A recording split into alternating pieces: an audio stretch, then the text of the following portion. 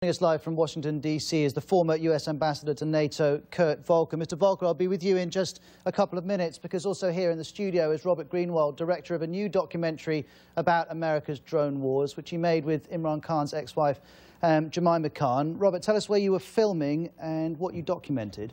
We were filming in Pakistan, in the United States, in Great Britain, in Australia, all around the world, literally. And the film called Unmanned, America's Drone Wars puts a face on policy. It's the human beings, the innocent families that are being destroyed, the parents of children who are being killed, the people who've had relatives killed by the drones, so that we can say to the American people, this is what is going on. But President Obama has never denied that civilians die in these attacks. He's just said, unfortunately, there is no better way of policing people who would do America harm. Well, we can't get the information from President Obama or the White House because, in irony of ironies, this is still, quote, classified. It's kind of Kafkaesque. They say we're doing it, we're not killing innocent people, or we're not killing too many innocent people, but we won't tell you the facts or the numbers.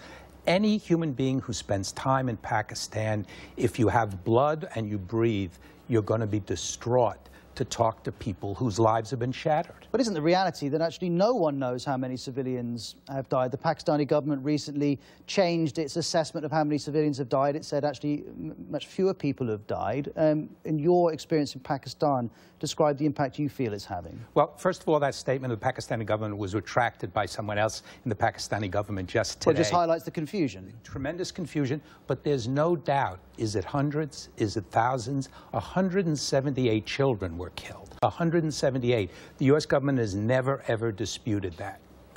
And the question is, this is not making us safer. We're making enemies all around the world, and particularly in Pakistan, because imagine your relatives are killed. How are you going to feel about the country who does that to you?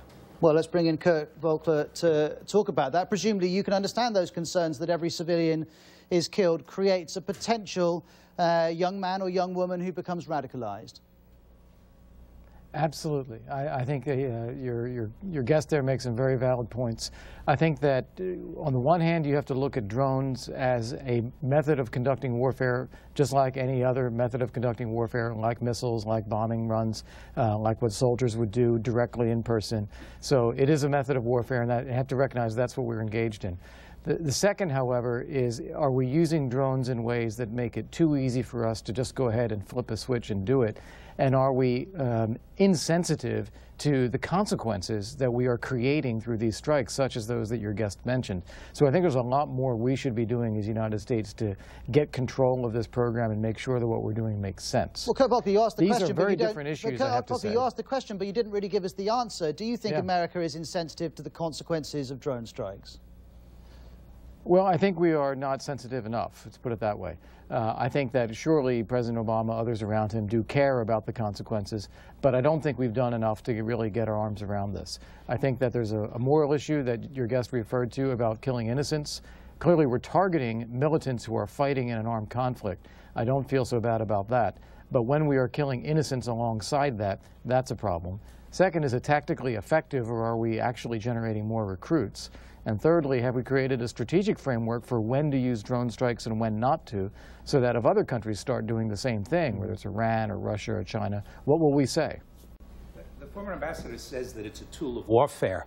We're not at war with Pakistan. The last I knew, we were allies of Pakistan. So how dare we But America is at war with radical Islam. But not at Pakistan, and we're invading, and we're breaking international law by using drones in Pakistan without the official agreement of the government. So what's a more effective way of tackling radical Islamists who would do America harm? Well, as Imran Khan said to me, who's an extraordinary hero in Pakistan, he said the people in the tribal areas, 800,000, 1 million people, they're armed. They can take care of themselves. But what you Americans have done, you've taken 100 fanatics and turned it into 1 million people who hate you. But that's the point, isn't it, Kurt Volker, that effectively America doesn't believe Pakistan can deal with this on its own?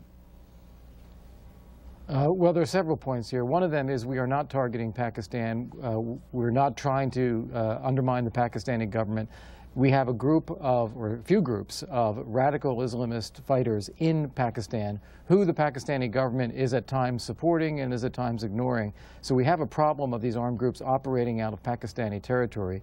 We want to work with Pakistan on that. At the same time, we view them as a legitimate target in the conflict that's been going on for 10 years in Afghanistan. So there's a differentiation we have to make about what the targets are and what the goals of this are. Separate from that is what the effect is, and there I do have some sympathy with your guest's comments. The effects are not what we would want them to be. And then finally, I have a very different experience in talking with people from the Fatah and the Northwest Territories who see that America is doing, in some ways, going after some of these radical groups that are imposing their own violent rule on parts of Pakistan that they do not themselves support. And they don't see the Pakistani government doing anything about it. So I've actually had people also express support for the drone strikes. And there's a lot of debate over that. Both of you, let me ask you about Imran Khan, the man at the center of this story today. Mr. Volker, you're a former ambassador. You know plenty about diplomacy. Is it helpful when a very prominent opposition figure comes out and says, we should be doing this, we should be cutting off NATO's supply routes? Well, I wouldn't describe it as helpful or unhelpful. It's a fact. I mean, people in Pakistan are upset. He's playing a political role and he's representing a point of view, and we all have to deal with that.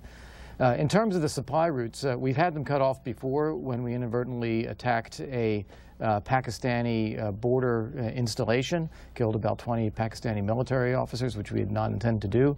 But that interrupted supplies for some time. We do have other alternatives, a northern distribution network or air supplies, much more expensive.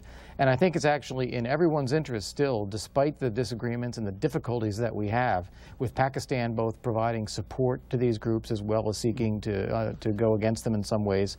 We all have an interest in the stability of Afghanistan to the extent we can generate that, and as the U.S. and NATO forces withdraw, to see them get out. And that's what some of these supply routes are being used for now.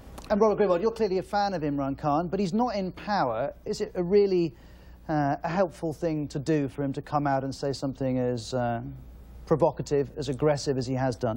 Yes, absolutely. He was elected to office. He does have a large following in Pakistan. And remember, what he's talking about is essential rules of law. We are truly killing people. No judge, no jury, no trial, and no evidence. That's a moral disaster, and it's a strategic disaster, and he's actually helping us by speaking up in this very strong and fearless fashion. Robert Greenwald, thank you very much for coming to see us. Mr. Volker, thank you very much indeed for your time too.